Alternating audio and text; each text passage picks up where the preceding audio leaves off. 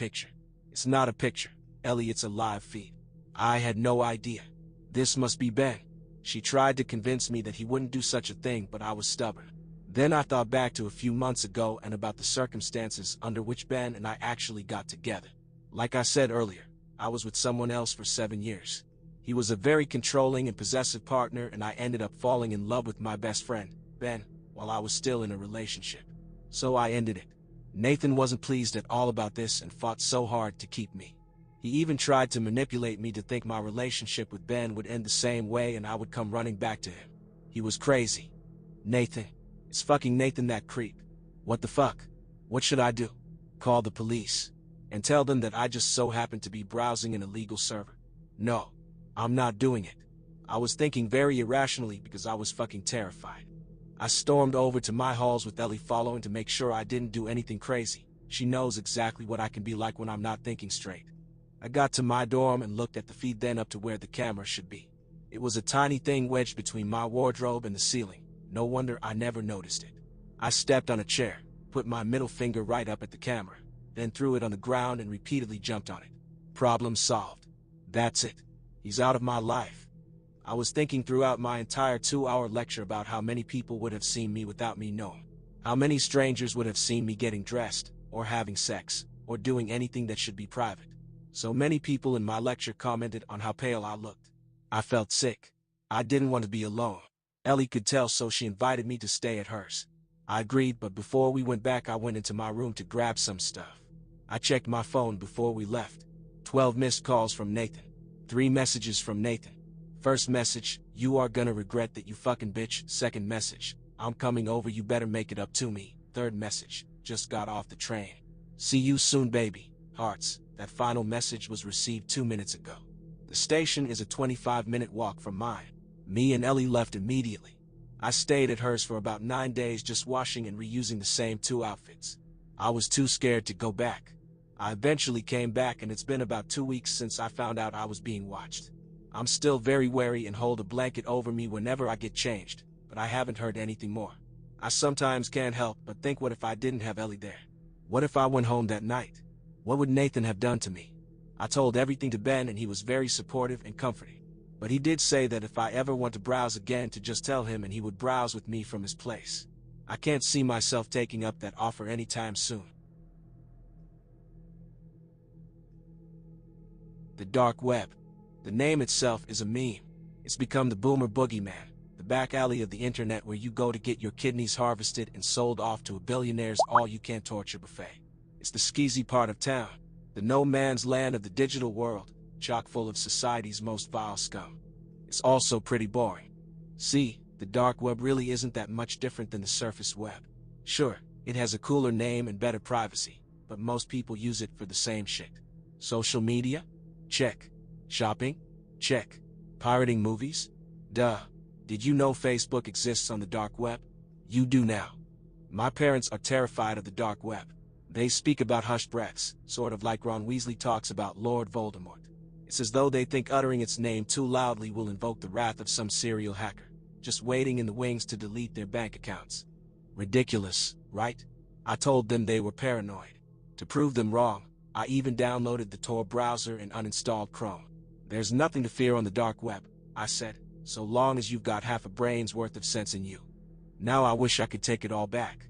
I stumbled across the website after a long night of drinking. I'd been out with Jared, my best friend since childhood, reminiscing about the good old days of driving Mrs. Crabtree up the wall. When I got home, I felt a bit nostalgic, so I went digging for old pictures on Facebook.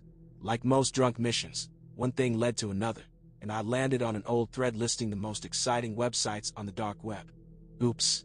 Most were fairly vanilla. Some free textbooks here, a bit of hacked video games there. I scrolled down through the responses until I found one buried beneath the others. It had just a single upvote. Monster called .onion. I stared at the link for a few seconds, then cracked a fresh beer and said fuck it. The website was plain, mostly white text on a black background.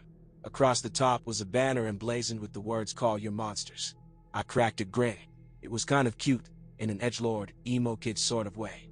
After clicking through a few menu links, I landed on the Order a Monster page.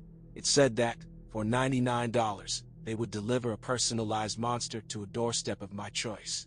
Free shipping, too. Flavor text read, perfect for getting even with terrible bosses, backstabbing friends, and childhood enemies. I laughed. The idea was absolute gold. They even had a monster call guarantee of same-day shipping. How they managed to pull that off, I had no idea. Maybe they had a network of paid actors, patiently waiting to dress up in Halloween costumes and say a few canned lines on somebody's doorstep. Or maybe it was like Build-A-Bear, where you got to design your own stuffed version of ghouls like Dracula and the Wolfman.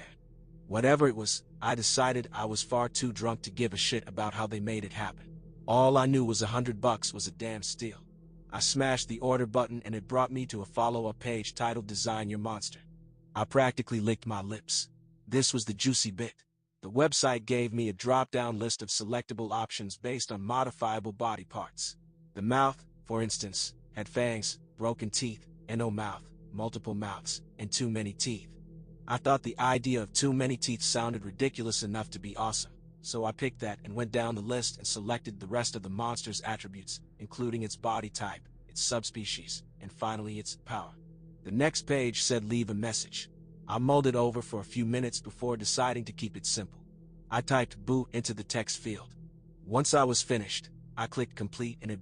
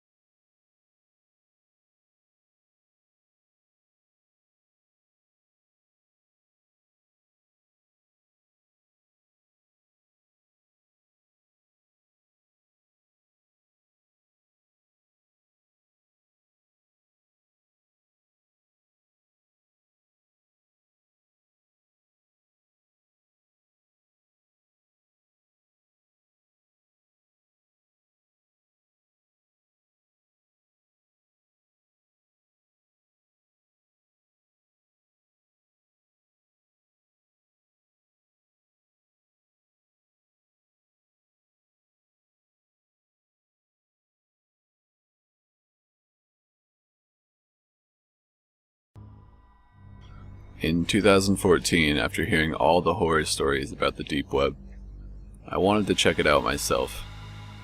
In a way, I kind of expected nothing other than the scam sites for assassins, people requesting child pornography, and some underground markets. However, I prepared for the worst, and frankly, I was more worried about getting in trouble by authorities rather than having my mind bleached for the near future. Even after 2 or 3 hours of procrastination, nothing prepared me for what I saw. It was during the middle of the day when I began my search. Of course, there's no deep web Google or anything, but rather a wiki with a lot of links. The links are different than the links you may know of. These links have no way of knowing what lays behind it. Just numbers and text at the end. It was boring at first. A lot of dead sites. More than expected eBay-style markets for weapons. Military-grade weapons even. Services. And of course, drugs. I came across a chat room where I saw a darker side of people I never thought was possible. So many people that were mentally ill. Threatening others, requesting child pornography. It was truly disgusting. 2 hours later, I came across one site that ended my little adventure in the wastes of human consciousness. A cult site, perhaps, with little info other than an email address and some religious mumbo-jumbo. However, there was a video embedded in the site's homepage. Like a naive child, I clicked it without a care in the world. The video was shot with a crappy video camera. Perhaps it was shot in the early to mid-2000s. It was a man with a mask and a knife. As quickly as that scene showed, another presented itself. He was cutting something in similar fashion to a butcher shop. It was then and there I realized the body was bipedal and without fur. It was a human being. He was violently cutting at the legs, followed by the screams of this person. A new scene showed the decapitation of the head. Another shot of the man with the mask, followed by a picture of a church with a weird symbol. This was a cult recruiting website. It was followed by more bodies being cut up and hung in ways more gruesome than you may expect. Shortly after, I turned my computer off and I stayed off it for quite some time. This was my first and last visit to the deep web. I have never contemplated going back since. Number 2. I am a computer technician by profession. I work for a company that is contracted by local businesses and private consumers to set up internet connections, install software, and repair any sort of computer problems that they can come up with. So naturally, I get all kinds of crazy stories and problems that these people can come up with. I swear, some of these people just don't know how to work a computer, even in this day and age. Anyway, one day I get a call from a local business complaining that their internet is acting up and that they must have a virus. So I shake my head, thinking that someone must have unplugged a network cable or downloaded a Trojan horse accidentally. Get up and drive over to the business to address the problem. As soon as I arrive, the man who called me immediately spots me and starts going on and on about hackers and how much he hates Microsoft Windows and how many viruses it creates and all that nonsense that I usually receive when addressing business problems. He leads me to his computer and I pull out my laptop and sit down in front of it and begin to work. He tells me good luck and walks away to go do whatever it is he does in his downtime. I open up the browser he uses. Internet Explorer to no surprise, and it opens up a blank page. He doesn't even have a home page. So I try connecting to google.com. 404 error. Alright, well I know that google.com definitely exists, so there's a problem with his internet connection. I open his network and sharing center to see if he has a built-in troubleshooter to diagnose the problem. But I give myself a well-deserved facepalm when I see that he isn't connected to any network at all. So I search for networks and find a few wireless connections for him to connect to. They're all web encrypted and I'm almost positive that he doesn't know the key. So I break out my laptop and run a web cracking tool to get his computer up and running again. As I'm waiting for my tool to find the web key, another network suddenly shows up on my computer.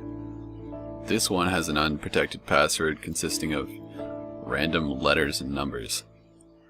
Now, I'm extremely bored waiting for this guy to return, so I decided to connect to it and take a little look around to see where this is coming from. I connect without problems and open up my toolkit of cracking tools to see if I can find a source for this connection. As I'm having fun hacking away at this unprotected network, my computer freezes up. Only for a second or two, but this doesn't happen much and it caught me by surprise. I shrugged it off as this poor internet speed up here and kept it going. A couple minutes later, however, it happened again, and a few minutes after that once again. Each time getting longer and longer. Weird, I thought to myself. What's with this network? It was then that things started getting really interesting. After the long string of pauses, my screen flickered a little bit and, out of nowhere, my browser opened by itself. Now I was worried that I had somehow infected my computer in some kind of malware by connecting to this network, and I proceeded to close the browser and began to disconnect from the network before anything worse could happen. But I couldn't disconnect. No matter how many times I clicked the little disconnect button, my computer didn't respond, despite everything else on my computer screen running fine. Fuck, I thought to myself. This is gonna be a long day. And just as I was about to hit the power button on my laptop to perform a hard reset, my browser opened again, this time with a little chat box opening. Hello, it said. I stared at the screen for a couple seconds, not quite knowing what was going on. I want to talk to you. Now, I had heard about these AI programs that have all these programmed responses to simulate conversation with people, and I was not impressed. This was one nasty virus. You need to leave this network now. This is your last warning.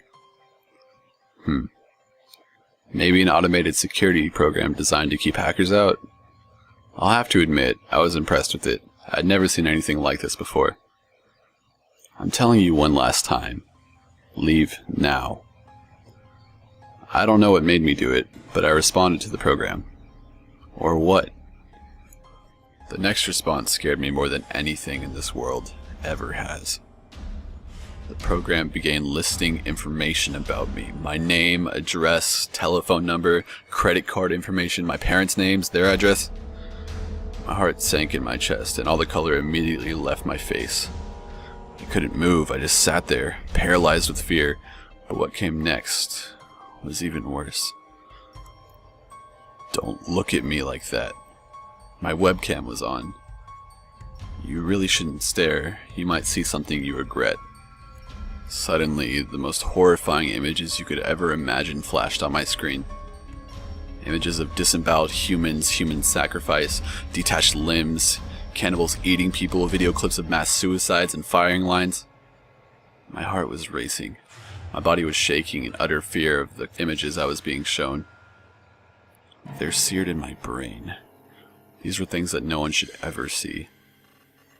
I mustered the strength I had left and hit the power button on my computer and slammed it shut. I ran to the bathroom and threw up a couple times. I was drenched in sweat. I could barely compose myself. It took me about 20 minutes to go back to my computer, and even then, I had a hard time getting near it. I looked over at my client's computer and it was connected to the wireless network I was cracking earlier. It was working fine now. Just then my client returned and thanked me for fixing his internet. I didn't say anything. I just grabbed my laptop and left. Number 3. So I decided to visit the deep web. The dark web. Whatever the fuck it's called, you know what I'm talking about. The internet's lowest circle of hell. The place where pathologies abound, where pedophiles and drug dealers rub elbows with arms merchants and killers for hire.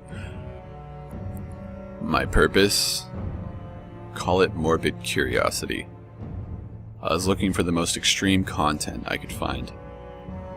I consider myself a student of the human condition and am fascinated by man's darker urges, his apparent hatred of himself.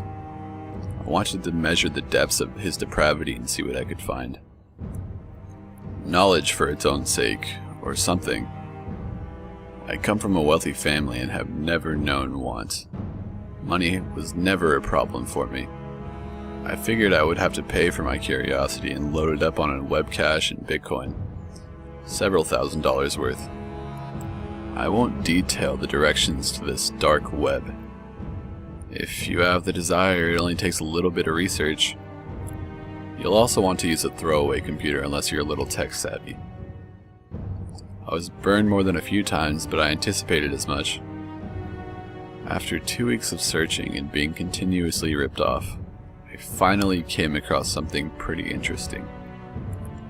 I was looking for the so-called red rooms, and after some exchanges with a certain someone on a certain message board, I was provided with a link to a live stream.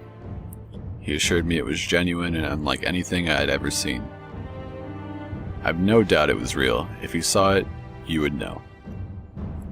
It cost me a mere $500. The camera displayed a room about the size of a large bedroom. Mulch covered the floor. What appeared to be a giant rock took up one corner. Opposite this was a kid's swimming pool filled with water. I couldn't even imagine what was about to take place. Suddenly, a portion of the ceiling disappeared, and a girl, upside down, was lowered into the room. She was suspended by the feet from what looked like giant forceps. Her hands were bound behind her back and tape covered her mouth. She looked to be about 20 years old, maybe younger. Needless to say, she was terrified. Nothing happened for a few seconds. Then, from under the rock, a head appeared. It was a snake. An anaconda, I believe. Slowly, Very slowly, he emerged from his hide, forked tongue tasting the air. The girl's eyes bulged from her head with the most profound terror I have ever seen. The snake continued his creeping advance. He was fucking huge. He had to be at least 30 feet long. His face rose to within inches of her, tongue darting in and out. He loomed above her, all coiled aggression. Mercifully, she fainted. Whatever was holding the forceps began to shake the girl, like someone dangling a toy in front of a cat. The snake's head pulled back slightly, tongue still flickering. He remained still for a few long seconds, and then, without warning, he struck. His jaws clamped down on her throat, and his body whipped around her with tremendous speed.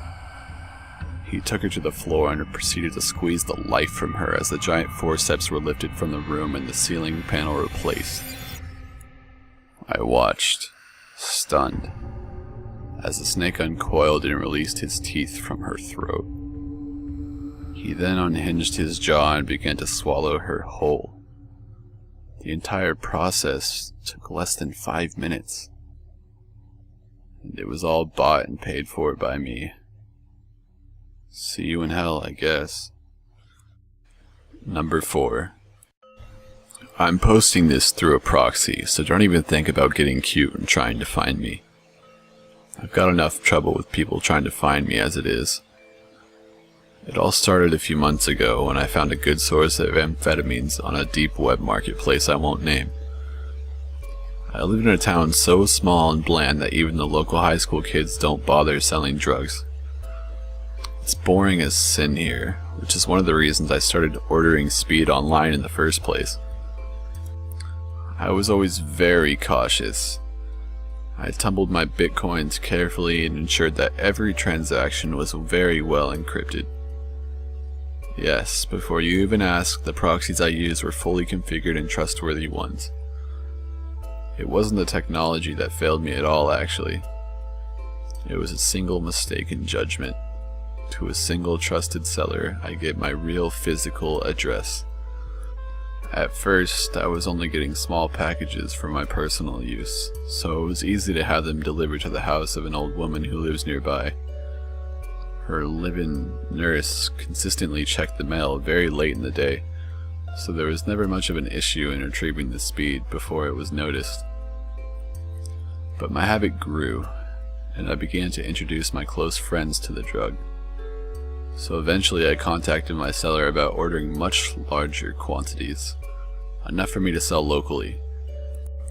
We began to work like business partners in a supply chain, and I was placing substantial orders regularly. The drugs came originally in a small padded envelope, but now it would have to be shipped in a larger cardboard box. The envelopes always fit easily inside a mailbox, but a box like this would have to be delivered to the front door. I couldn't have the mailman walking up to a stranger's driveway to ring the doorbell, so I requested that the drugs start being sent directly to me. I knew by this point that the seller was a legitimate and reliable source, so trusting him with my address just seemed safer than the alternative. We had become something like casual friends at this point, and began to do the same things together, like visit the same deep web communities and chat if we were both online. My seller was wickedly funny sometimes, and really seemed to be a nice guy. I guess that's part of why I trusted them. But then again, it's not his fault about what happened. Recently though, I got a totally unsatisfactory shipment. The pressed pills looked right at first, but tasted like bitter flour and were far too brittle. They produced no high at all. I had been stiffed. And when I checked the marketplace, I found that my seller's accounts had been closed out. He left no messages to explain it. I assumed that he had just ripped me off, but it also didn't seem like something he would do. I wondered if I had misjudged him. Yesterday, I noticed that one of his accounts was actively posting on one of the small community forums that we both visited together. I contacted him immediately in a private message and asked whether he knew that his last batch was complete bunk. It took about 25 minutes before I got any response. But suddenly, the messages began pouring in. It started with this. The person you're trying to contact has passed away. Sorry. He's such a homebody. Nobody has knocked on his door the whole time I've been here. 3 whole weeks with no visitors. Isn't that funny? I'm almost done eating him. I wasted very little soft tissue. He had almost no food in the house when I killed him, so I didn't even need to clear out the fridge to store his meat. I haven't even needed to take out the trash yet. Isn't that sort of funny? I've been poking around his computer too. Going through his files is like solving a big puzzle cube. But I'm making progress. I wrote back and accused him of taking a weird joke too far. I told him that he at least owed me an explanation for the last shipment. His response: "They're bone meal." You never smelled bone meal? Did you never have a garden as a kid or anything? I thought that'd be obvious. His skeleton was the only thing I hadn't figured out what to do with yet. I realized that I could solve that issue and also play a little prank. Come on, don't you think that's a funny idea? There was a brief pause, and then another short volley of messages appeared before I could even form my response. You know, you actually don't live too far away from where I am now. Judging by the address I have here, you and this guy are just over the state line from each other. Isn't that something? Well, be seeing you. What do you guys think? It's probably just a scheme to scare me off, right?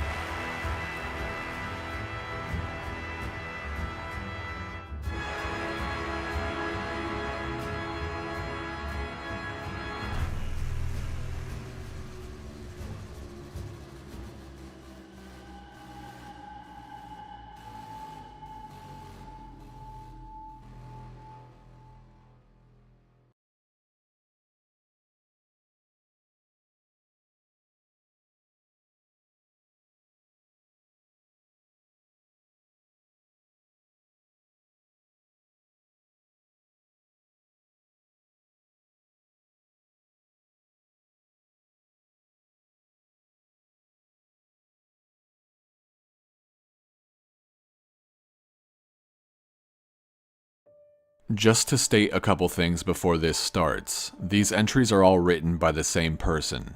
There will be a transition on screen between each story. I wasn't sure where else to post these stories, so I figured I'd share them here. I've been a search and rescue officer for a few years now, and along the way I've seen some things that I think you guys will be interested in. I have a pretty good track record for finding missing people. Most of the time, they just wander off the path or slip down a small cliff and they can't find their way back. The majority of them have heard the old "stay where you are" thing and they don't wander off, but I've had 2 cases where that didn't happen. Both bother me a lot and I use them as motivation to search even harder on the missing persons cases I get called on. The first was a little boy who was out berry picking with his parents. He and his sister were together, and both of them went missing around the same time. Their parents lost sight of them for a few seconds, and in that time, both the kids apparently wandered off. When their parents couldn't find them, they called us, and we came out to search the area. We found the daughter pretty quickly, and when we asked her where her brother was, she told us that he'd been taken away by the bear man. She said he gave her berries and told her to stay quiet, that he wanted to play with her brother for a while, and that's the last she saw of her brother. He was riding on the shoulders of the bear man and seemed calm. Of course, our first thought was abduction, but we never found a trace of another human being in the area. The little girl was also insistent that he wasn't a normal man, but that he was tall and covered in hair like a bear, and that he had a weird face. We searched the area for weeks. It was one of the longest calls I've ever been on, but we never found a single trace of that kid. The other was a young woman who was out hiking with her mom and grandpa. According to the mother, her daughter had climbed up a tree to get a better view of the forest and she'd never come back down. They waited at the base of the tree for hours, calling her name before they called for help. Again, we searched everywhere, and we never found a trace of her. I have no idea where she could have possibly gone because neither her mother or grandpa saw her come down.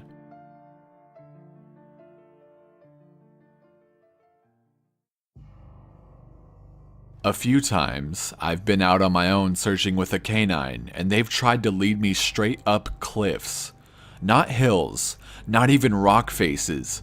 Straight, sheer cliffs with no possible handholds. It's always baffling, and in those cases we usually find the person on the other side of the cliff, or miles away from where the canine had led us. I'm sure there's an explanation, but it's sort of strange. One particularly sad case involved the recovery of a body. A 9-year-old girl fell down an embankment and got impaled on a dead tree at the base. It was a complete freak accident, but I'll never forget the sound her mother made when we told her what happened. She saw the body bag being loaded into an ambulance, and she let out the most haunting, heartbroken wail I've ever heard. It was like her whole life was crashing down around her, and a part of her had died with her daughter. I heard from another search and rescue officer that she killed herself a few weeks after it happened. She couldn't live with the loss of her daughter.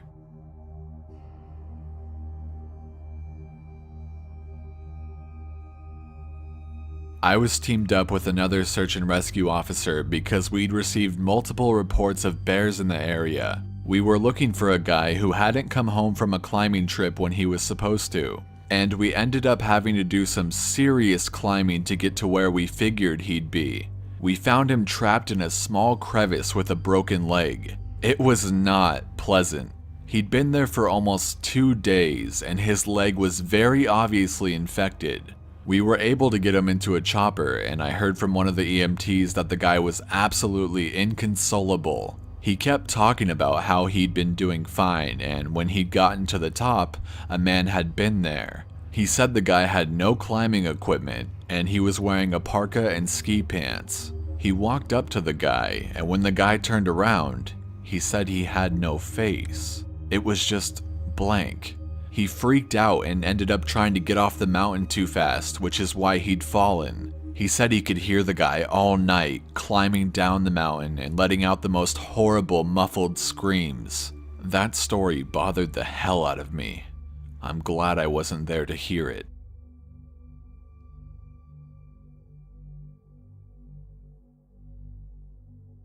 One of the scariest things I've ever had happen to me involved the search for a young woman who'd gotten separated from her hiking group. We were out until late at night because the dogs had picked up her scent. When we found her, she was curled up under a large rotted log. She was missing her shoes and her backpack, and she was clearly in shock. She didn't have any injuries, and we were able to get her to walk with us back to the base. Along the way, she kept looking behind us and asking why that big man with black eyes was following us. We couldn't see anyone, so we just wrote it off as some weird symptom of shock. But the closer we got to the base, the more agitated this woman got. She kept asking me to tell him to stop making faces at her. At one point, she stopped and turned around and started yelling into the forest, saying that she wanted him to leave her alone. She said she wasn't going to go with him, and she wouldn't give us to him. We finally got her to keep moving, but we started hearing these weird noises coming from all around us. It was almost like coughing, but more rhythmic and deeper. It was almost insect-like. I don't know how to describe it. When we were within sight of base, the woman turns to me, and her eyes are about as wide as I can imagine a human being can open them. She touches my shoulder and says, "He says to tell you to speed up. He doesn't like looking at the scar on your neck." I have a very small scar on the base of my neck, but it's mostly hidden under my collar, and I have no idea how this woman saw it. Right after she says it, I hear that weird coughing right in my ear, and I just about jumped out of my skin. I hustled her to ops, trying not to show how freaked out I was, but I have to say I was really happy when we left that area that night.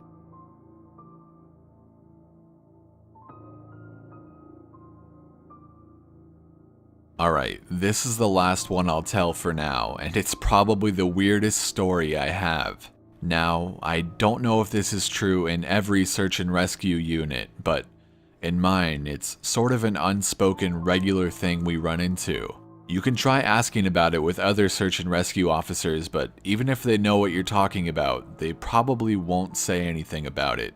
We've been told not to talk about it by our superiors, and at this point, we've all gotten so used to it that it doesn't even seem weird anymore. On just about every case where we're really far into the wilderness, I'm talking 30 or 40 miles, at some point, we'll find a staircase in the middle of the woods. It's almost like if you took the stairs in your house, cut them out, and put them in the forest. I asked about it the first time I saw some, and the other officer just told me not to worry about it and that it was normal. Everyone I asked said the same thing. I wanted to go check them out, but I was told very seriously that I should never go near any of them. I just sort of ignore them now when I run into them because it happens so frequently. I have a lot more stories, and I suppose if anyone's interested, I'll tell some of them tomorrow. If anyone has any theories about the stairs, or if you've seen them too, let me know.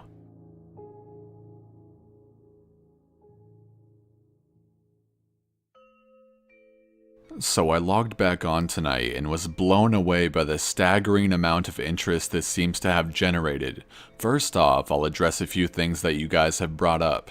There's been an overwhelming amount of people mentioning the similarity between some of my stories and those of David Paulides.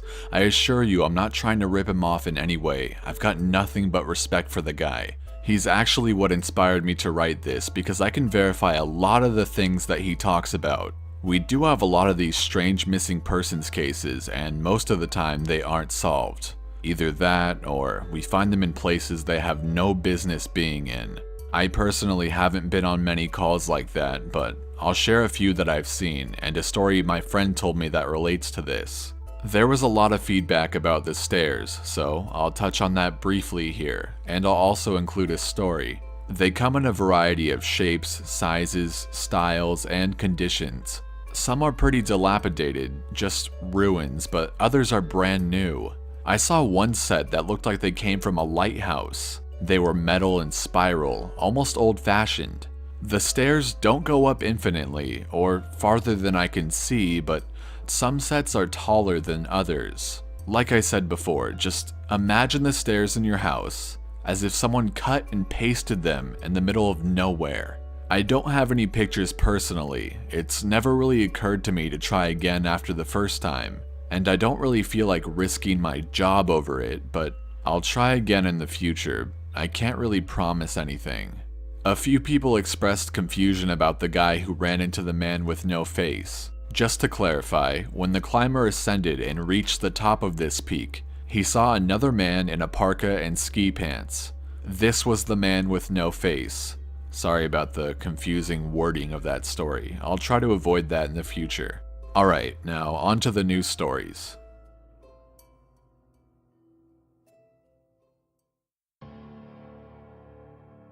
As far as missing persons go, I'd say about half the calls I get are related to that. The others are rescue calls, people who fall down cliffs and hurt themselves, get injured by fire. You wouldn't believe how often this happens, mostly drunk kids. Get bitten or stung by animals or insects. We're a tight team and we have veterans who are excellent at finding signs of lost people. That's what makes these cases where we never find any trace of them so frustrating. One in particular was upsetting for all of us because we did find a trace of them, but it just led to more questions than answers. An older man had been hiking alone on a well-established trail, but his wife called to say that he hadn't come home when he should have. Apparently, he had a history of seizures, and she was worried that he hadn't taken his medication and had suffered one out on the trail. Before you ask, I have no idea why he thought it was okay to go out alone, or why she didn't go with him. I don't ask about that kind of thing because past a certain point, it really doesn't matter. Someone is missing and it's my job to find them. We went out in our standard search formation, and it wasn't long before one of our vets found signs that the guy had gone off the trail. We grouped up and followed him, spreading out in a fan to make sure we were covering as much ground as possible. Suddenly, a call comes over the radio telling us to all head back to the vet's location and we have to come right away, because this usually means the missing person is injured and we need a full team to help get them to safety. We meet back up and the vet is just standing at the base of the tree with his hands on the side of his head. I ask my buddy what's going on and he points up into the branches of the tree. I almost couldn't believe what I was seeing, but there's a walking stick dangling from a branch at least 30 feet off the ground. The little strap thing on the handle has been looped around the branch and it's just hanging there. There's no way the guy could have tossed it up that far, and we don't see any signs that he's still in the area. We call up into the tree, but it's obvious no one's in it. We're all just sort of left scratching our heads. We keep searching for the guy, but we never find him. We even bring our canines out, but they lose his scent long before the tree. Eventually, the search is called off because there are other calls we have to attend to, and past a certain point, there's not much we can do. The guy's wife called us every day for months, asking if we'd found her husband, and it was heartbreaking to hear her get more and more hopeless each time. I'm not sure why this call in particular was so upsetting, but I think it was just the sheer improbability of it. That, and the questions that were raised. How the hell did this guy's cane end up there? Did someone kill him and toss that up there as some weird trophy? We did our best to find him, but it was almost like a taunt. We still talk about that one from time to time.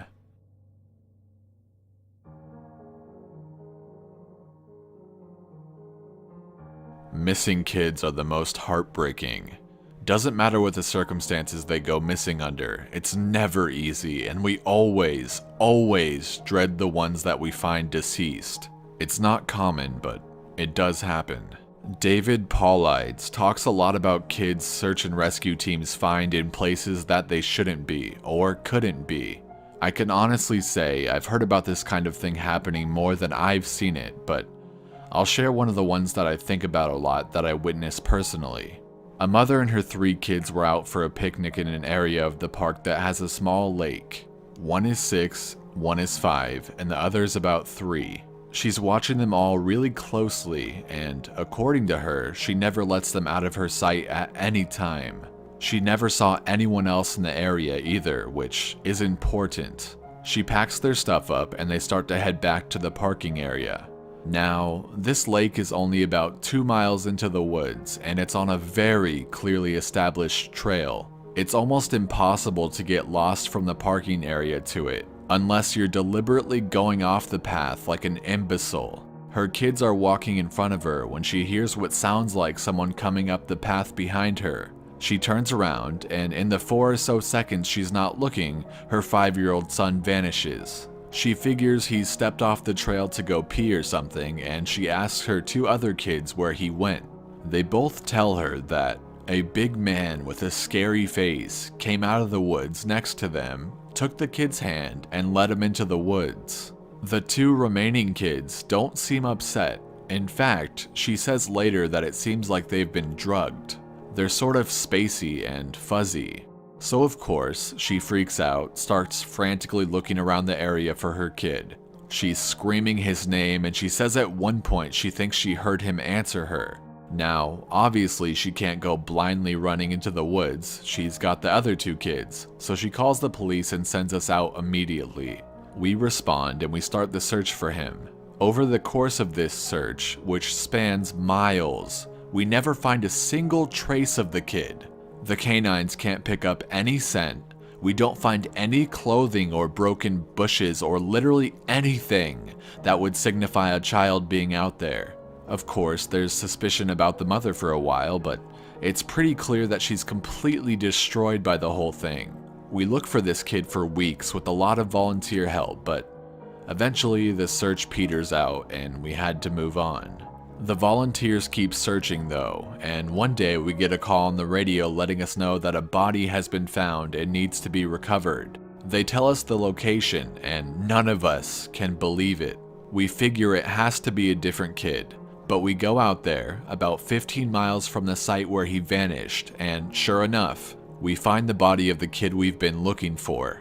I have been trying to figure out how this kid got where he did ever since we found him, and I've never come up with an answer. A volunteer just happened to be in the area because he figured he might as well look in places no one else would think to on the off chance the body had been dumped. He comes to the base of a tall, rocky slope, and halfway up, he sees something. He looks through his binoculars, and sure enough, it's the body of a little boy, stuffed in a little opening in the rock.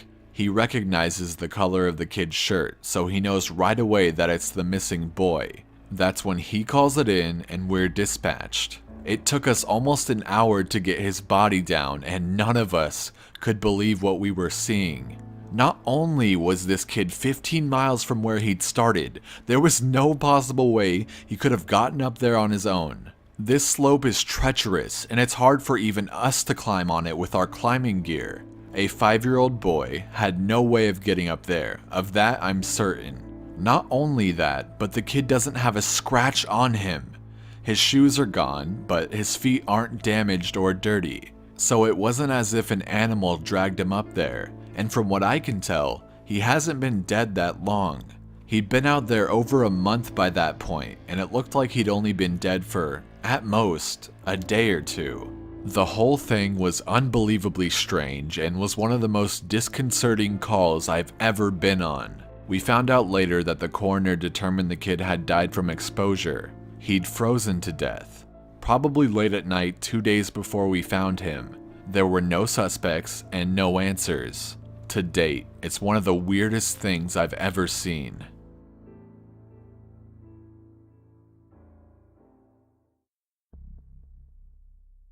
One of my first jobs as a trainee was a search op for a 4-year-old kid that had gotten separated from his mom. This was one of those cases where we knew we were going to find him because the dogs were on a strong scent trail and we saw clear signs that he was in the area. We ended up finding him in a berry patch about half a mile from where he'd been last seen. The kid wasn't even aware that he'd wandered off that far. One of the vets brought him back, which I was glad for because I'm not really good with kids, and I find it hard to talk to them and keep them company. As my trainer and I are headed back, she decides to take me on a detour to show me one of the hot spots where we tend to find missing people. It's a natural dip in the land near a popular trail, and people will usually move downhill because it's easier. We hike out there, it's a few miles away, and we get there in about an hour or so. As we're walking around the area, and she's pointing out places she's found people in the past, I see something in the distance. Now, this area we're in is about 8 miles from the main parking area, though there's back roads you can take to get closer if you don't want to hike that far. But we're on state protected land, which means there can't be any kind of commercial or residential development out here. The most you'll ever see is a fire tower or makeshift shelter that homeless people think they can get away with building. But I can see from here that whatever this thing is has straight edges, and if there's one thing you learn quickly, it's that nature rarely makes straight lines. I point it out, but she doesn't say anything. She just hangs back and lets me wander over and check it out. I get within about 20 feet of it, and all the hair on the back of my neck stands up. It's a staircase in the middle of the fucking woods. In the proper context, it would literally be the most benign thing ever. It's just a normal staircase with beige carpet and about 10 steps tall. But instead of it being in a house, where it obviously should be, it's out here in the middle of the woods. The sides aren't carpeted, obviously, and I could see the wood it's made of. It's almost like a video game glitch where the house has failed to load completely and the stairs are the only thing visible. I stand there, and it's like my brain is working overtime to try to make sense of what I'm seeing. My trainer comes and stands next to me, and she just stands there casually, looking at it as if it's the least interesting thing in the world. I ask her what the fuck this thing is doing here, and she just chuckles. "Get used to it, rookie. You're gonna see a lot of them," she says. I start to move closer, but she grabs my arm. Hard. "I wouldn't do that," she says. Her voice is casual, but her grip is tight, and I just stand there looking at her. You're gonna see them all the time, but don't go near them. Don't touch them, don't go up them, just ignore them. I start to ask her about it, but something in the way she's looking at me tells me that it's best if I don't. We end up moving on, and the subject doesn't come up again for the rest of my training. She was right though. I'd say about every 5th call I go on, I end up running across a set of stairs. Sometimes they're relatively close to the path, maybe within 2 or 3 miles. Sometimes they're 20, 30 miles out, literally in the middle of nowhere, and I only find them during the broadest searches or training weekends. They're usually in good condition, but sometimes it looks like they've been out there forever. All different kinds, all different sizes. The biggest I ever saw looked like they came out of a turn-of-the-century mansion and were at least 10 feet wide, with steps leading up at least 15 or 20 feet. I've tried talking about it with people, but they just give me the same response my trainer did. It's normal. Don't worry about it. They're not a big deal, but don't go close to them or up them. When trainees ask me about it now, I give them the same response. I don't really know what else to tell them. I'm really hoping someday I get a better answer, but it hasn't happened yet.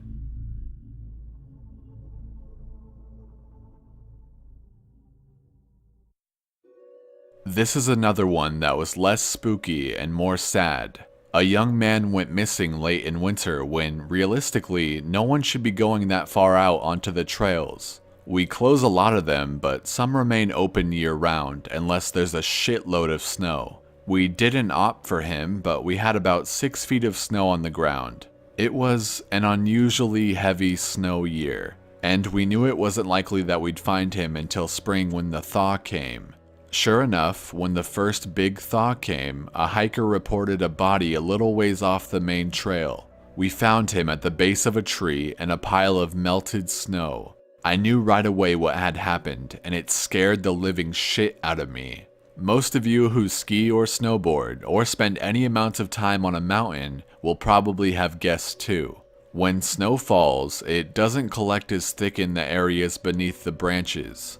It happens most with fir trees because they have a sort of closed umbrella shape. So what you end up with is a space around the base of a tree that's filled with a mixture of loose, powdery snow, air, and branches. They're called tree wells, and they're not immediately obvious if you don't know what you're looking for. We put up signs in the Welcome Center, big ones, letting people know how dangerous they are. But every year that we get an unusual amount of snow, at least one person doesn't read them, or doesn't take the warning seriously, and we find out about it in the spring.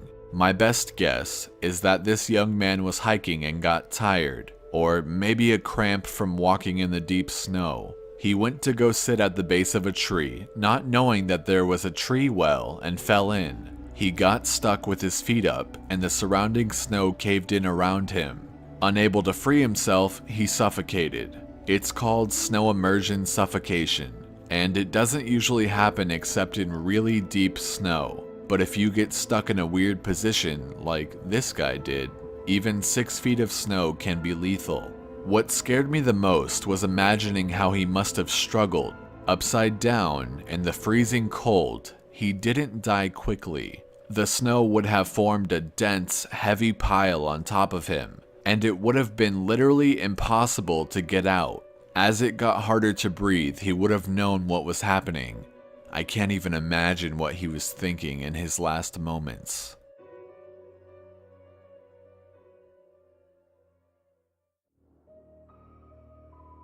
A lot of my less outdoorsy friends want to know if I've ever seen the Goat Man while I've been out on calls. Unfortunately, or I guess fortunately, I've never had anything quite like that happen. I guess the closest was the whole black-eyed man thing, but I didn't see anything. However, there was one call where I had something kind of similar happen, but I'm not sure I'm willing to chalk it up to the Goat Man.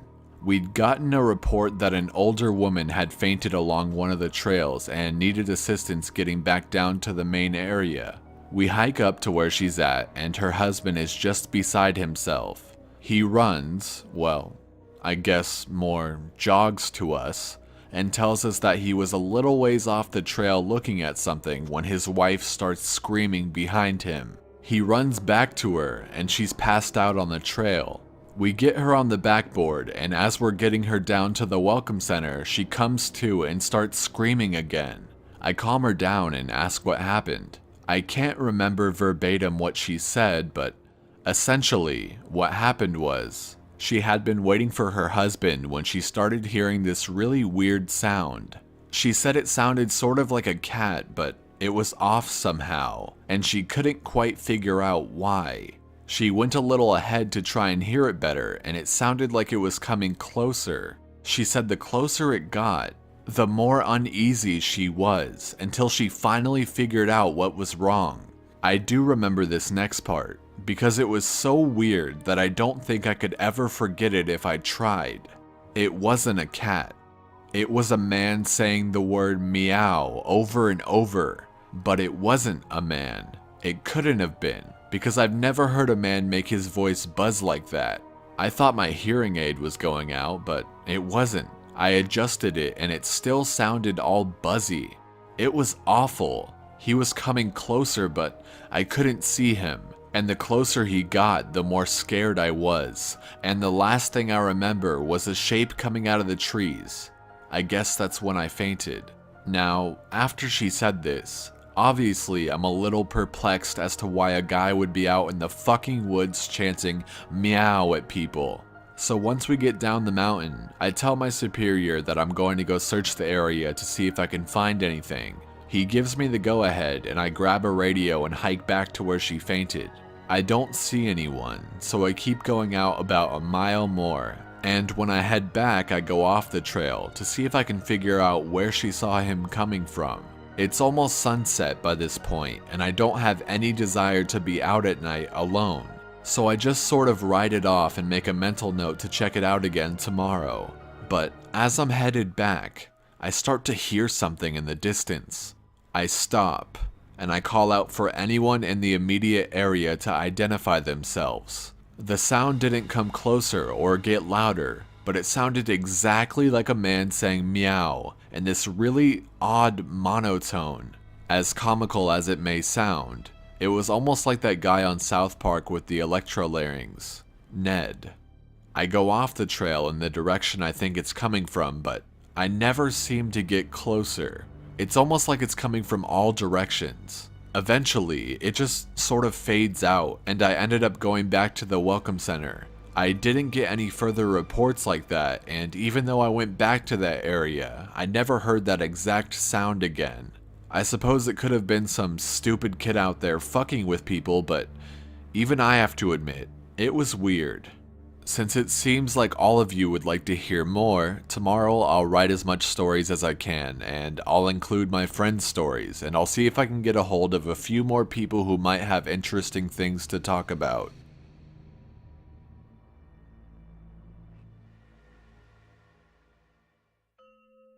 Well, once again, you guys have blown me away with your staggering amount of responses to my stories. There's no way I can respond to each of you individually, so I'm just going to address some common things again, and then I'll move on to the stories. I'm going to write as much as I can think of in addition to my friends' stories, and I will probably not update again until I get a chance to answer some questions that I have myself for my superiors. Alright, so the common questions I found you all had. No, I'm not comfortable talking about where exactly I work, unfortunately. In all reality, some of the things I've mentioned here could get me in a lot of trouble or fired, so it's best if I don't discuss too much. I will say that I'm in the United States, and in an area that is comprised of a great deal of wilderness. We're talking hundreds of miles of thick forest with a mountain range and a few lakes. There is still a great amount of interest in the stairs, and luckily for you guys, my friend has a story that I think you'll all be very interested in. I'll go into that more at the end of this update. As for whether or not I have ever thought of asking my superiors about them, I have, but again, I don't want to risk my job. However, one of my former superiors no longer works as a search and rescue officer, and it's possible that he may be willing to talk to me about it. I'll be speaking to him later in the week, and I will let you all know what comes of that. As far as advice on becoming a search and rescue officer goes, I think the best advice I can give you is to contact your local Forest Service office and see if they offer any training courses or what the qualifications are. I've been doing this for years, and I started out as a volunteer helping on search and rescue operations. It's a great job despite the occasional tragic situations, and I wouldn't want to do anything else. Alright, let's move on to the stories now.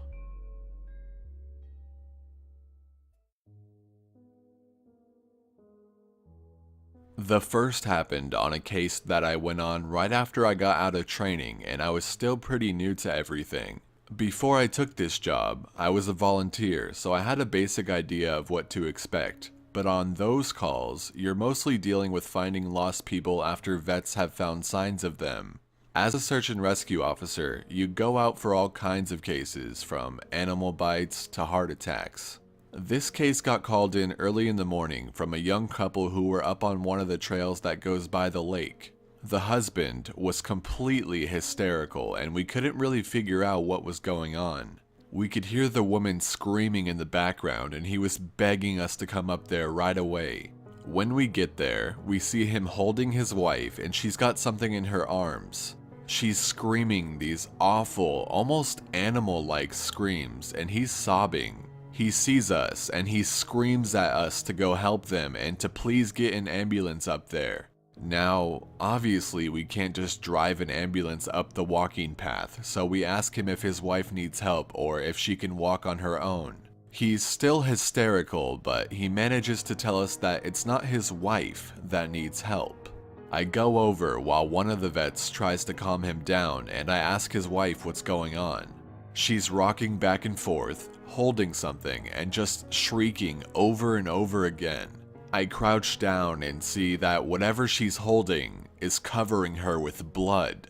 That's when I notice the sling on her front, and my heart sinks. I ask her to tell me what's going on, and I sort of pry her arms gently open so I can see what she's holding.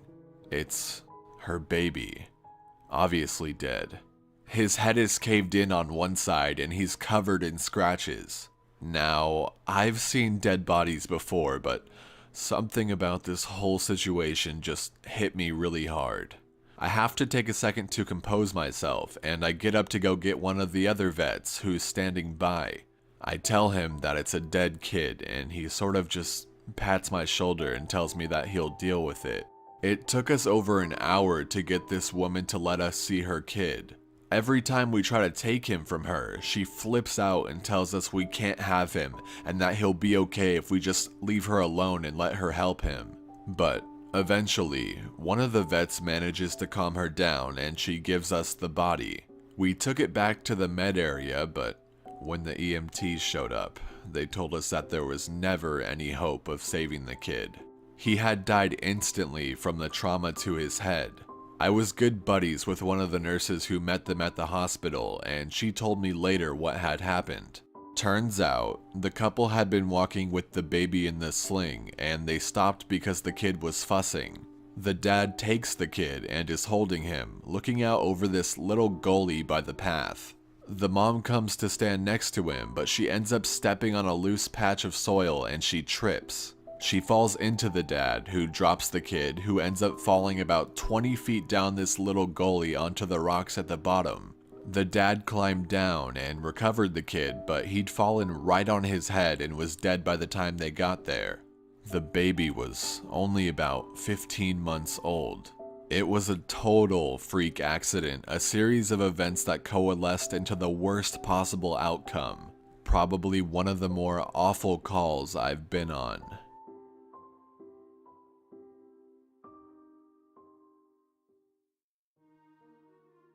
I haven't seen a lot of animal bites in my time as a search and rescue officer, mostly because there aren't that many animals that come around the area. While there are bears in the area, they tend to stay pretty far away from people, and sightings are highly unusual. Most of the animals you'll see are the small ones, like coyotes, raccoons, or skunks. What we do see frequently, though, are moose. And let me tell you, moose are nasty fuckers. They'll chase after anything for any reason, and God help you if you get in between a female and its baby.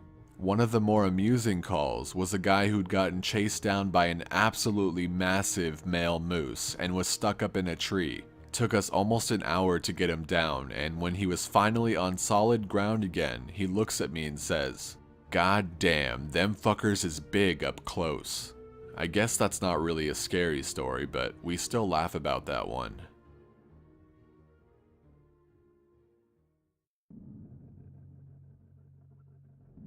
I honestly don't know how I had forgotten this story, but it is, by far, the scariest thing that's happened to me.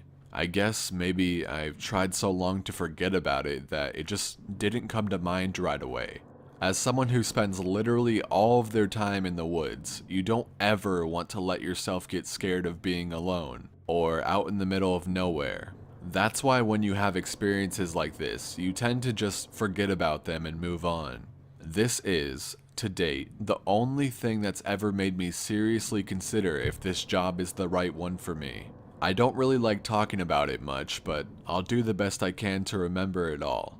As I recall, this took place right at the end of spring. It was a typical lost child call. A 4-year-old girl had wandered away from her family's campsite and had been missing for about 2 hours. Her parents were completely despondent and told us what most parents do. "My kid would never wander away. She's so good about staying close. She's never done anything like this before." We assure the parents that we'll do everything we can to find her, and we spread out in standard search formation. I was partnered with one of my good buddies, and we were sort of casually holding a conversation while we hiked. I know it sounds callous, but you do sort of become desensitized when you've done this long enough. It becomes the norm, and I think to a certain extent you have to learn to desensitize yourself in order to work this job. We search for a good 2 hours, going well beyond where we think she'd be, and we come out of a small valley when something makes us both stop in unison. We freeze and look at each other, and there's almost a sensation like a plane depressurizing. My ears pop and I have this odd sensation of having dropped about 10 feet. I start to ask my buddy if he felt that, but before I can, we hear the loudest sound I've ever heard in my life. It's almost like a freight train passing directly by us, but it's coming from every direction at once, including above and below us. He screams something at me, but I can't hear him over this deafening roar. Understandably freaked out, we look all around us trying to find the source of the sound, but neither of us sees anything. Of course, my first thought is a landslide, but we're not near any cliffs, and even if we were, it would have hit us by now. The sound goes on, and we're trying to yell to each other, but even standing close together, we can't hear anything but this sound. Then, as suddenly as it started, it stops, like someone flipped a switch and cut it off. We stand there for a second, perfectly still, and slowly, normal sounds of the woods come back. He asks me what the fuck just happened, but I just kind of shrug, and we stand there looking at each other for a minute. I get on the radio and ask if anyone had just heard the end of the fucking world, but no one else hears it, even though we're all within shouting distance of each other. My buddy and I just sort of shrug it off and keep going. About an hour later, we all check up on the radios, and no one has found the little girl. Most of the time, we won't search when it gets dark, but because we don't have any kind of lead on her, a few of us decide to keep going, including me and my buddy. We keep close together and we're calling out for her every couple of minutes. At this point, I'm hoping beyond hope that we find her, because while I may not like kids, the idea of them being out all alone in the dark is awful. The woods can be intimidating to kids in the daylight. At night, well, it's a whole different beast. But we're not seeing any signs of her or getting any responses, and around midnight, we decide to turn around and head back to the rendezvous point. We're about halfway back when my buddy stops and shines his light to the right of us, into a really thick deadfall, or a group of dead trees. I ask him if he's heard a response, but he just tells me to be quiet for a second and listen.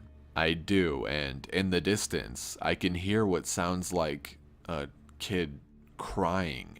We both call the girl's name and listen for any kind of response, but it's just really faint crying.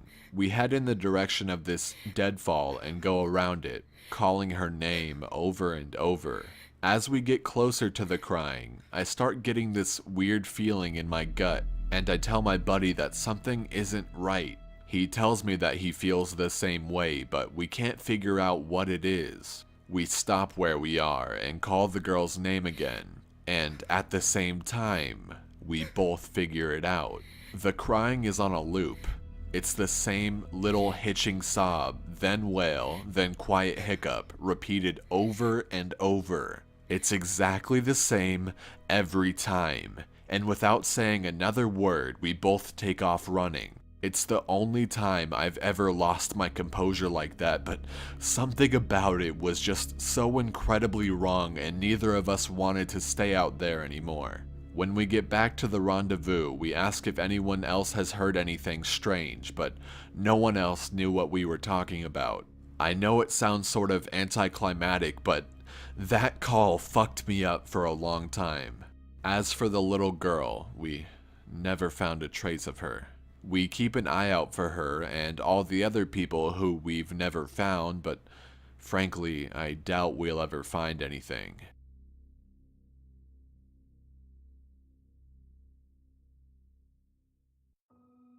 Of all the missing persons calls I've gone out on, only a handful have ever resulted in complete disappearance, meaning no trace of the person and no body was ever found. But sometimes, finding a body just leads to more questions than answers. Here's a list of some of the bodies we've found that have become infamous in our team. A teenage boy whose remains were recovered almost a year after he vanished. We found the top of his skull, 2 finger bones, and his camera almost 40 miles from where he was last seen. The camera, sadly, was destroyed. The pelvis of an older man who had vanished a month earlier, that was all we found. The lower jaw and right foot of a 2-year-old boy on the highest peak of a ridge in the southern part of the park.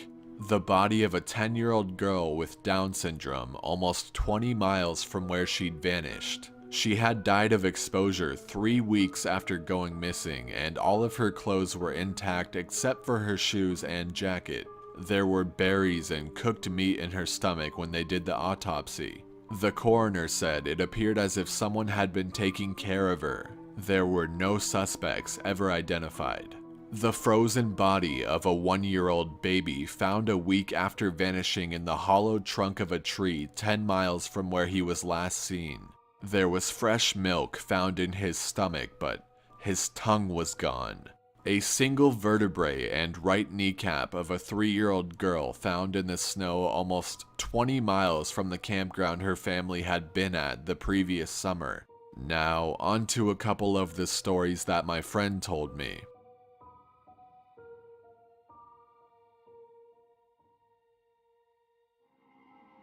I mentioned to him that you were all interested in the stairs, and you're in luck. He's had a closer encounter with them. Though he doesn't have an explanation for them, he does have a bit more experience with them than I do. My buddy has been a search and rescue officer for about 7 years. He started when he was a junior in college, and he had a very similar experience when he first encountered the stairs. His trainer told him almost the same thing mine did, which was to never go near, touch, or go up them. For the first year, he did just that, but apparently his curiosity got the better of him, and on one call, he broke away from the line and he went to go check a set of them out. He said they were about 10 miles from the path where a teenage girl had vanished, and the dogs were following a scent. He was on his own, lagging behind the main group, when he saw a set of stairs to his left. They looked like they were from a new house because the carpeting was pristine and white. He said that, as he got closer, he didn't feel any different or hear any weird noises. He was expecting something to happen, like bleeding from his ears or collapsing, but he got right up next to them and didn't feel anything. The only thing he said that was odd was that there was absolutely no debris on the steps. No dirt, leaves, dust, anything. And there didn't appear to be any signs of animal or insect activity in the immediate area, which he found strange. It was less like things were avoiding them and more like they just happened to be in a relatively barren part of the forest. He touched the stairs and didn't feel anything except that sort of sticky feeling you get from new carpet. Making sure his radio was on, he slowly climbed the stairs. He said it was terrifying because the way they'd been stigmatized, he wasn't really sure what was going to happen to him. He joked around that half of him expected to be teleported to some other dimension and the other half was watching for a UFO to come swooping down. But he got to the top with little event and he stood there looking around. But he said the longer he stood on the top step, the more he felt like he was doing something very, very wrong. He described it as the feeling you would get if you were in part of a government building you had no business being in. As if someone was going to come and arrest you or shoot you in the back of the head at any second. He tried to brush it off, but the feeling got stronger and stronger, and that's when he realized he couldn't hear anything anymore. The sounds of the forest were gone, and he couldn't hear his own breathing. It was like some kind of weird, awful tinnitus, but more oppressive. He climbed back down and rejoined the search, and didn't mention what he'd done. But he said the weirdest part came after. His trainer was waiting back at the welcome center after the search ended for the day, and he cornered my buddy before he could leave. He said his trainer had this look of intense anger, and he asked what was wrong. "You went up them, didn't you?" My buddy said it wasn't phrased as a question. He then asked how his trainer knew. The trainer just shook his head. "Because we didn't find her. The dogs lost her scent." My buddy asked what that had to do with anything. The trainer asked how long he'd been on the stairs, and my buddy said no more than a minute. The trainer gave him this really awful, almost dead-eyed look, and told him that if he ever went up another set of stairs again, he would be fired immediately. The trainer walked away, and I guess he's never answered any of the questions my buddy has asked him about it since.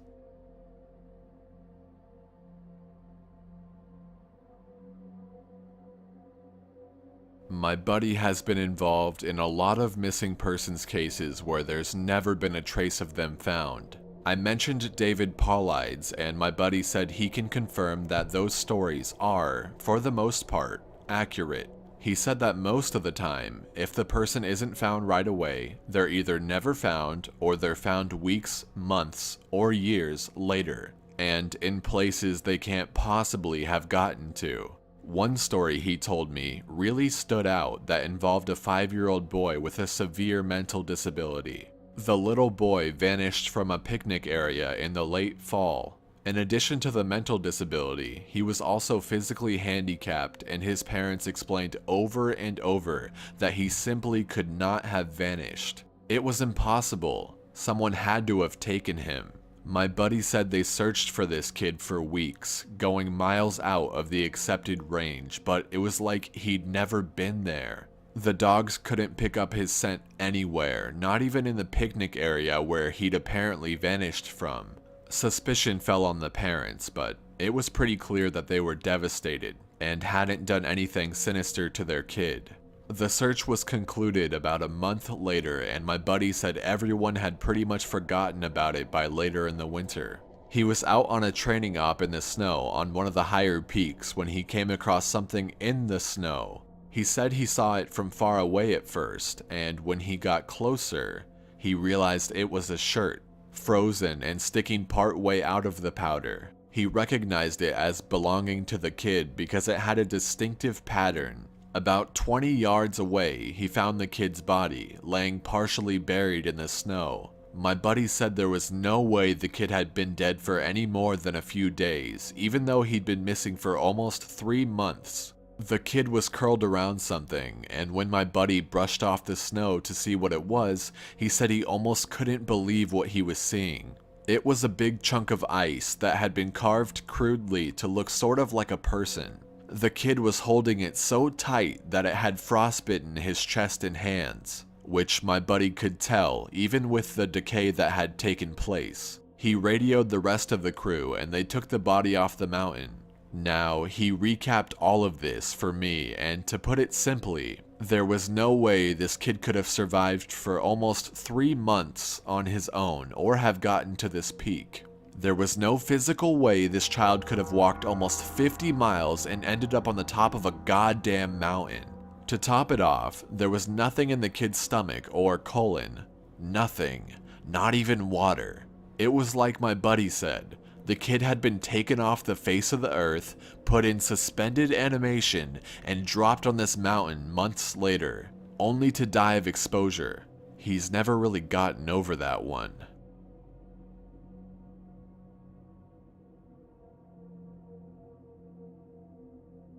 The last story I'll share from him was one that took place relatively recently, only a few months ago.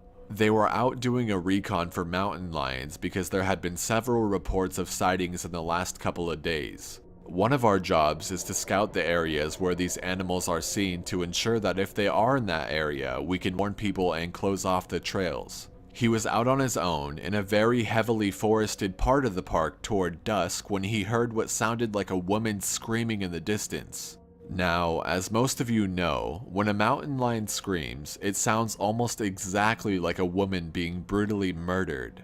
It's unsettling, but far from abnormal. My buddy radioed back and let Ops know what he had heard, and that he was going to keep going to see if he could figure out where its territory started. He heard the mountain lion scream a couple more times, always from the same spot, and determined the approximate area of the mountain lion's territory. He was about to head back when he heard another scream, this time only within a few yards of him.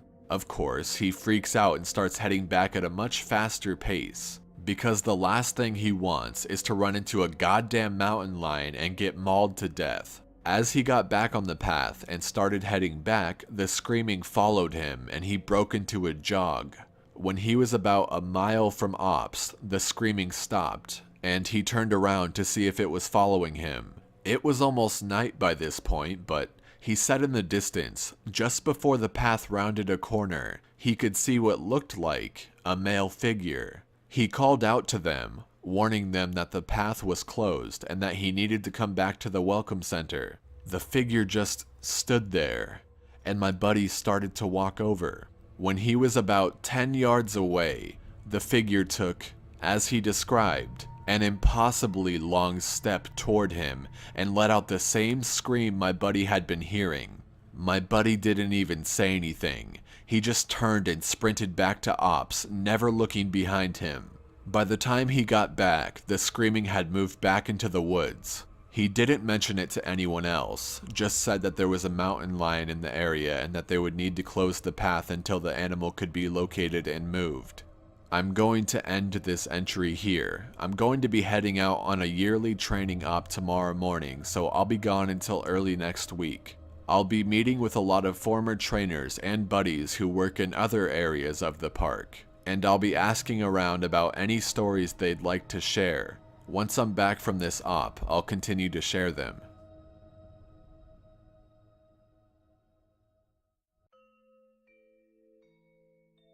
Hey guys, I'm back from my training op, and I have a lot of really interesting stories to share with you.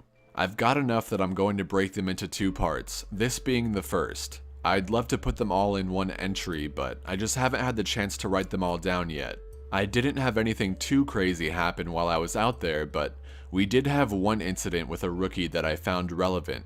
I'll assign each batch of stories to the person who told them to me. Let's start with KD. KD is a vet who's been a search and rescue officer for about 15 years. She specializes in high elevation mountain rescues and is widely considered one of the best in her field. She was one of the more enthusiastic storytellers, and since we were together a fair amount during exercises, she ended up telling me about 4 that really stuck with me. The first one she told me in response to me asking about her most traumatic calls. She shook her head and told me that really bad calls happen more frequently on the mountain since the potential for nasty accidents is higher.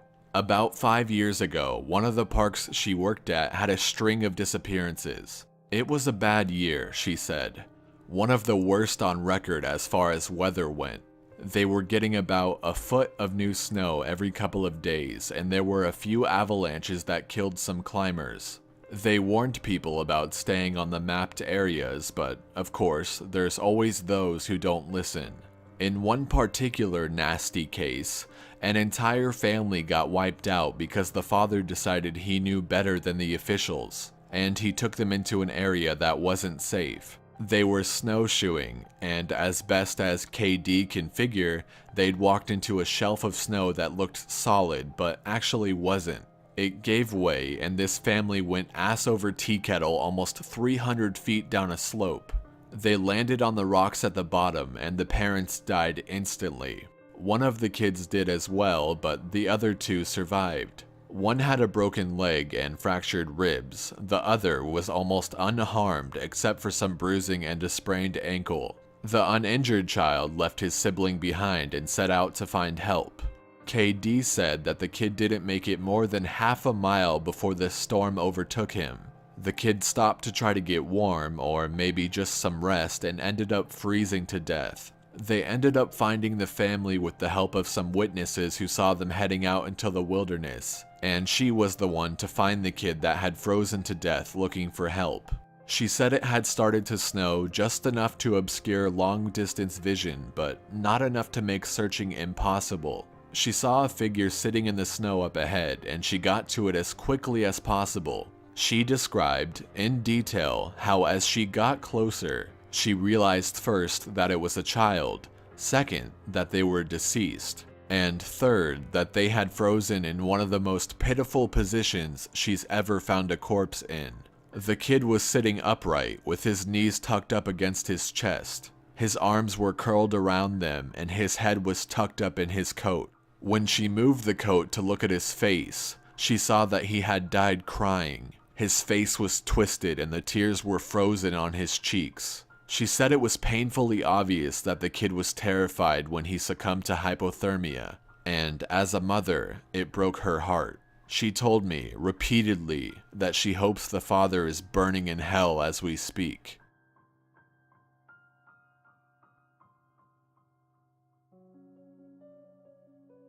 The other traumatic story she told me that stood out, in my mind, was one that happened when she was a rookie. Her team got a report of an experienced climber who hadn't come home the previous day. His wife was convinced that something bad had happened because he'd never failed to come home on time.